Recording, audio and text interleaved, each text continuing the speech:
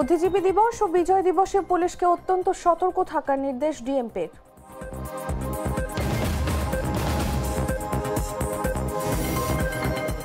খালেদা জিয়াকে লন্ডনে নেওয়া নিয়ে নতুন অনিশ্চয়তা, নির্ধারিত এয়ার অ্যাম্বুলেন্স আসছে না ঢাকায়।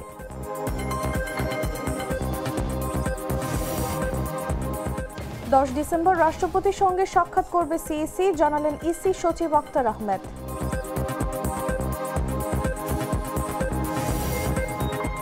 অস্ট্রেলিয়ার পর ভয়াবহ অবস্থা নিউজিল্যান্ডে, দমকল কর্মীর মৃত্যু, পরিস্থিতি অবনতির শঙ্কা।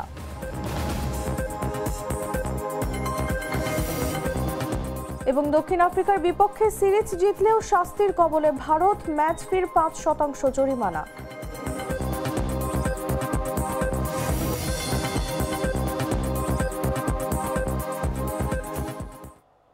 এতক্ষণ শুনছিলেন সংবাদ শিরোনাম। দর্শক, আমন্ত্রণ সন্ধ্যা 7টার নিউজে, সাথে আছি আমি তাসলিমা তিথি।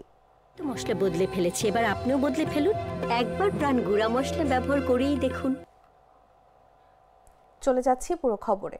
আসন্ন শহীদ বুদ্ধিজীবী দিবস ও মহান বিজয় দিবস যথাযোগ্য মর্যাদায় উদযাপনে জাতীয় কর্মসূচিগুলো সুষ্ঠুভাবে বাস্তবায়নের লক্ষ্যে সার্বিক আইন শৃঙ্খলা এবং ট্রাফিক ব্যবস্থাপনা সংক্রান্ত সমন্বয় সভা অনুষ্ঠিত হয়েছে।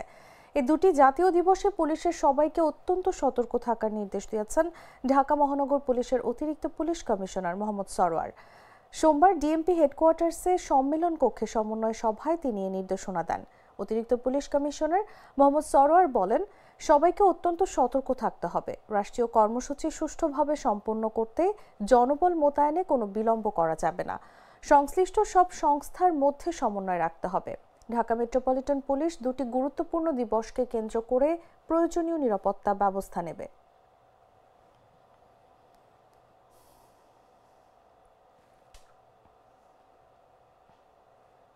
সাবেক প্রধানমন্ত্রী ও বিএনপি চেয়ারপারসন খালেদা জিয়াকে লন্ডনে নিতে এয়ার অ্যাম্বুলেন্স আসছে না। জার্মান ভিত্তিক একটি এয়ার অ্যাম্বুলেন্স মঙ্গলবার তাকে নিতে ঢাকায় আসার কথা ছিল। সোমবার শাহজালাল বিমানবন্দর সূত্র এই তথ্য জানিয়েছে। সূত্র জানায়, এয়ার অ্যাম্বুলেন্সটি মঙ্গলবার সকাল 8টায় হযরত শাহজালাল আন্তর্জাতিক বিমানবন্দরে অবতরণের অনুমতি নিয়েছিল, কিন্তু তারা আজ সেই অনুমতি বাতিলের অনুরোধ করেছে। বাতিলের অনুরোধটি সিভিল এভিয়েশন কর্তৃপক্ষ পররাষ্ট্র মন্ত্রণালয়ে প্রয়োজনীয় পরবর্তী ব্যবস্থা নেওয়ার জন্য পাঠাবে। এর আগে বেবিচকের রবিবার জমা দেয়া অপারেটরের প্রাথমিক আবেদনের ভিত্তিতে মঙ্গলবার সকাল 8টায় ল্যান্ডিং ও একই দিন রাত 9টার দিকে উড্ডয়নের অনুমোদন দিয়েছিল।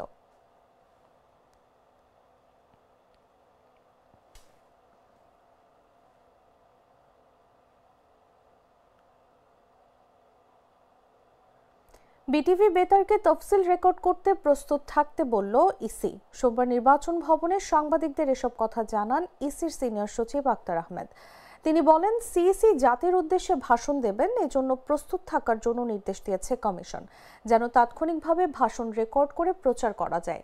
সচিব জানান, আগামী 10 ডিসেম্বর ভাষণ রেকর্ড করার সিদ্ধান্ত হয়েছে।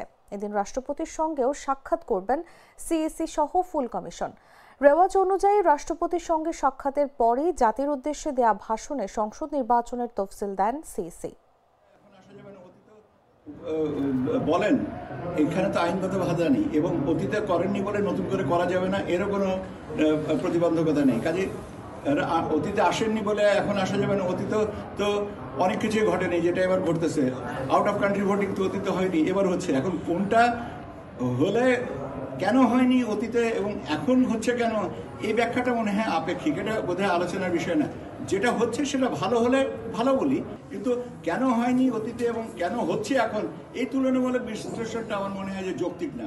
লেজিসলেটিভ ডিভিশন থেকে এখন পাইনি, আইন বিচার সংসদ বিষয়ক মন্ত্রণালয় থেকে পাইনি। একটা হচ্ছে যে আপনার আরপিওর লাস্ট অ্যামেন্ডমেন্ট, যেটা নির্বাচন পরিচালনা বিধিমালা এবং রাজনৈতিক দল এবং প্রার্থীর আচরণ বিধিমালার সংশোধনী, এই তিনটা এখন আমরা হাতে পাইনি। এটা তিনটা পেলে আপনার ধর্ম ব্যবসায়ীর রাজনৈতিক প্রবণতার তীব্র সমালোচনা করে বিএনপির স্থায়ী কমিটির সদস্য সালাউদ্দিন আহমদ বলেছেন, যারা বিনা কষ্টে জান্নাতে যেতে চায় তাদের আগে জানা দরকার বাস স্টেশন কোথায়। জনগণ এগুলো বোঝে। সোমবার রাজধানীর খামারবাড়ির কৃষিবিদ ইনস্টিটিউট মিলনায়তনে বিএনপির আয়োজিত বাংলাদেশ করার পরিকল্পনা শীর্ষক মতবিনিময় সভায় তিনি এ মন্তব্য করেন। আমরা দেশের মানুষের কাছে সমর্থন চাইছি, ভোট চাইছি। জনগণ আমাদের কাছে কি চায় তা তো আমাদের দিতে হবে। আমরা তো কেবল ধর্মের একটা ট্যাবলেট বিক্রি করতে চাই না, আমরা চাই জনগণের কল্যাণের জন্য, অর্থনৈতিক মুক্তির জন্য আমাদের সুষ্ঠু পরিকল্পনা কি আছে সেটা জনগণের সামনে রাখা।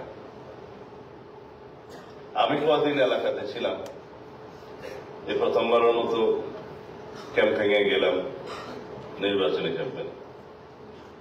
তা আমাকে বলছে যে আপনারা এই লিফলেট দিয়েছেন, লিফলেটের বিপরীতে আমাদের ওখানে আবার সেই লিফলেটের বিপরীতে ভোট চাওয়ার উল্টা পৃষ্ঠাতে 31 দফাটা দিয়েছে। বলে যে ভাই সাহেব, এই 31 দফা লম্বা চূড়া এত কেমনে বুঝবো, সহজ কথা বলেন, জনগণ বুঝতে চায়।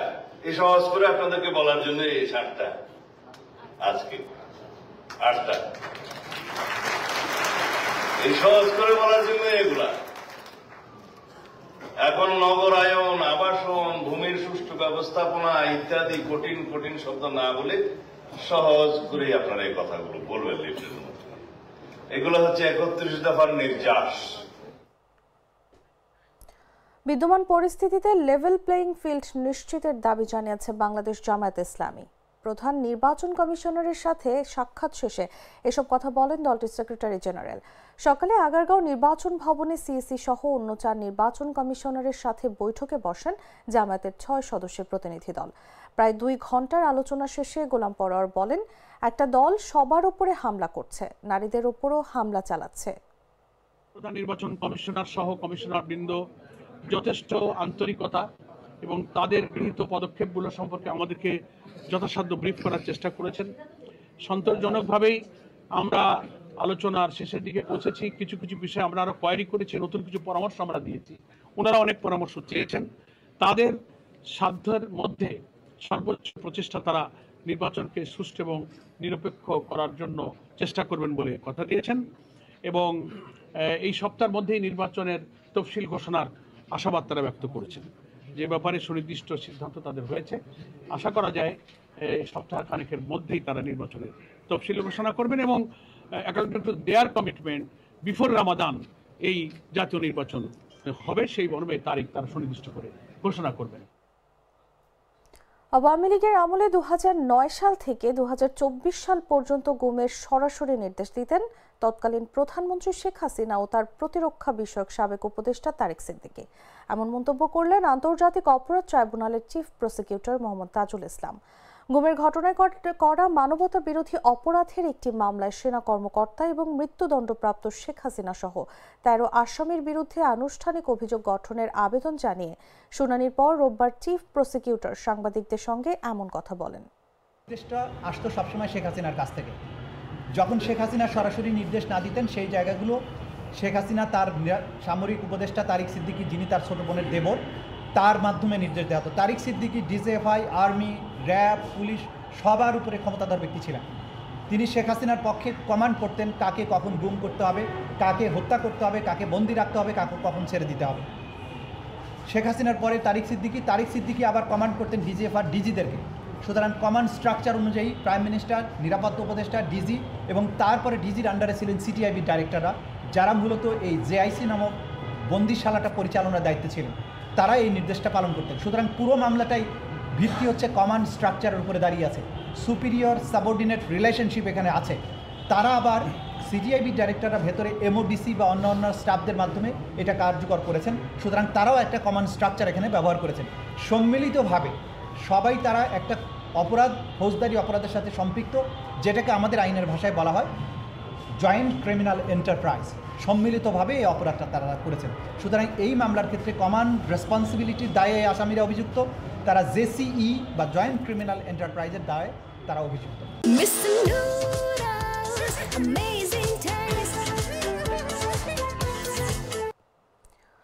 8 ডিসেম্বর কুমিল্লা মুক্ত দিবস। 1971 সালের এদিনে কুমিল্লা পাক হানাদার বাহিনী থেকে মুক্ত হয়।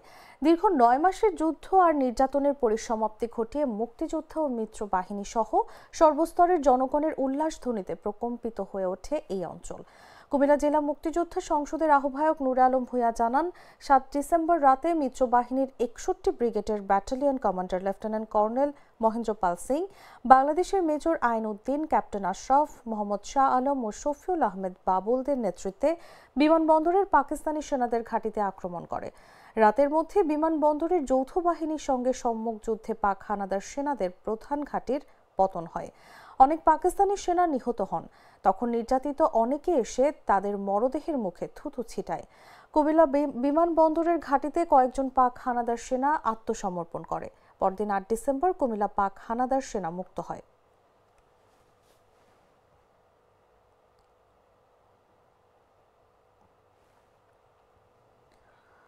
পঞ্চগড়ে রাতের তাপমাত্রা আরও কমে বেড়েছে শীতের তীব্রতা। সোমবার সকাল 9টায় চলতি শীত মৌসুমের সর্বনিম্ন 10.4 ডিগ্রি সেলসিয়াস তাপমাত্রা রেকর্ড করে তেঁতুলিয়া আবহাওয়া অফিস। অন্য দিনের মতো সোমবার ভোরেও সূর্যের আলো ছড়িয়ে পড়লে কমতে থাকে শীতের তীব্রতা। উত্তরের এই শীতপ্রবণ এলাকায় রাতের সর্বনিম্ন তাপমাত্রা ক্রমাগত কমে যাওয়ায় কয়েকদিন ধরে শীতের প্রকোপ বৃদ্ধি পেয়েছে। প্রতিদিন বিকেলের পর থেকে উত্তরের হিমেল বাতাস আর হালকা থেকে ঘন কুয়াশার কারণে কনকনে শীত অনুভূত হয়। রাতভর ঘন কুয়াশায় ঢেকে থাকে এলাকা। তবে ভোরের দিকে সূর্য উদয়ের সঙ্গে কমতে থাকে ঠান্ডার অনুভূতি। রোদের জন্য সকাল থেকে দুপুরের পর পর্যন্ত স্বস্তি মেলে। বিকেলের পর থেকে আবারও শুরু হয় কনকনে শীত। তীব্র শীত অনুভূত হয় পরদিন সকাল পর্যন্ত। সকালের তীব্র শীতে দুর্ভোগ বেড়েছে সকালে কাজের খোঁজে বের হওয়া কর্মজীবী মানুষের।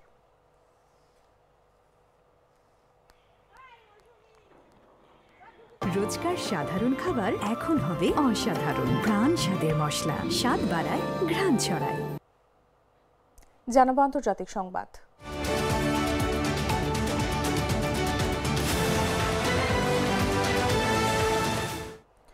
অস্ট্রেলিয়ার নিউ সাউথ ওয়েলস অঙ্গরাজ্যে ভয়াবহ দাবানল নিয়ন্ত্রণ করতে গিয়ে এক দমকল কর্মী নিহত হয়েছেন। নিউ সাউথ ওয়েলসের মিড নর্থ, সেন্ট্রাল কোস্ট এবং তাসমানিয়া দ্বীপ রাজ্যে ভয়াবহ দাবানলে অন্তত 35টির বেশি বাড়ি ধ্বংস হয়েছে এবং বিপদগ্রস্ত হয়ে পড়েছে প্রায় 3,50,000-এর বেশি মানুষ। এছাড়া পার্শ্ববর্তী দেশ নিউজিল্যান্ডে টোঙ্গারিরো ন্যাশনাল পার্কের কাছে নতুন করে আগুন ছড়িয়ে পড়েছে। ন্যাশনাল পার্কের আগুন নেভাতে 5টি হেলিকপ্টার এবং বহু দমকল কর্মী কাজ করছেন। সোমবার বিকেল পর্যন্ত 110 হেক্টর এলাকায় আগুন ছড়িয়ে পড়ে। গ্রীষ্মের তাপপ্রবাহ বাড়তে থাকায় অবস্থার অবনতি হবার আশঙ্কা রয়েছে। অস্ট্রেলিয়ার বিভিন্ন শহরে 40 ডিগ্রি সেলসিয়াসের বেশি তাপমাত্রা হতে পারে বলে সতর্ক করেছে আবহাওয়া দপ্তর। ডিসেম্বরের প্রথম সপ্তাহে শুরু হওয়া ভয়াবহ দাবানল পরিস্থিতিতে অস্ট্রেলিয়ার জরুরি অবস্থা জারি করা হয়েছে বলে সোমবার স্থানীয় বিভিন্ন গণমাধ্যমে সংবাদ প্রকাশিত হয়েছে।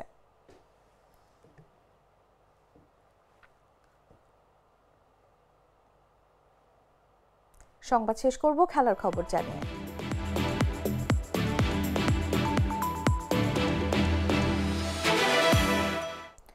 দ্বিতীয় ওয়ানডেতে দক্ষিণ আফ্রিকার বিপক্ষে স্লো ওভার রেটের কারণে ম্যাচ ফির 10% জরিমানা গুনতে হচ্ছে ভারতকে। 3 ডিসেম্বর রায়পুরে অনুষ্ঠিত ওই ম্যাচে ভারত নির্ধারিত সময়ের হিসাব শেষে 2 ওভার পিছিয়ে ছিল। এমিরেটস আইসিসি এলিট প্যানেলের ম্যাচ রেফারি রিচার্ডসন এই শাস্তি প্রদান করেন। আইসিসি কোড অফ কন্ডাক্টের আর্টিকেল 2.22 অনুযায়ী নির্ধারিত সময়ে প্রতি ওভার কম বোলিং করলে খেলোয়াড়দের ম্যাচ ফির 5% করে জরিমানা করা হয়। সেই অনুযায়ী ভারত দলকে 2 ওভারের ঘাটতির কারণে মোট 10% জরিমানা গুনতে হয়েছে। ভারতীয় অধিনায়ক লোকেশ রাহুল অভিযোগ স্বীকার করে নেন এবং প্রস্তাবিত শাস্তি মেনে নেন। ফলে আলাদা করে কোনো শুনানির প্রয়োজন হয়নি। এই অভিযোগ দায়ের করেন অনফিল্ড আম্পায়ার রড টাকার ও রোহান পান্ডিত, তৃতীয় আম্পায়ার স্যাম নোগাজস্কি এবং চতুর্থ আম্পায়ার জয়রামন মদনাগোপাল।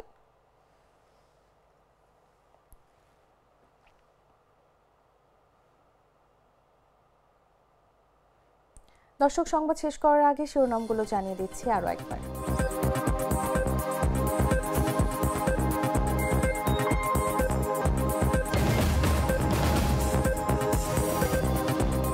বুদ্ধিজীবী দিবস ও বিজয় দিবসে পুলিশকে অত্যন্ত সতর্ক থাকার নির্দেশ ডিএমপির।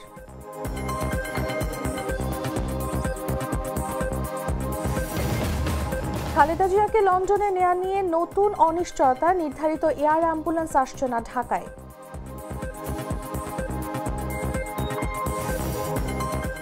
10 ডিসেম্বর রাষ্ট্রপতির সঙ্গে সাক্ষাৎ করবে সিইসি, জানালেন ইসি সচিব আক্তার আহমেদ।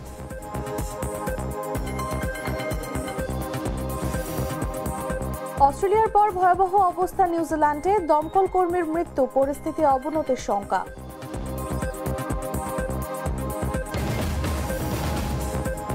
এবং দক্ষিণ আফ্রিকার বিপক্ষে সিরিজ জিতলেও শাস্তির কবলে ভারত, ম্যাচ ফির 5% জরিমানা।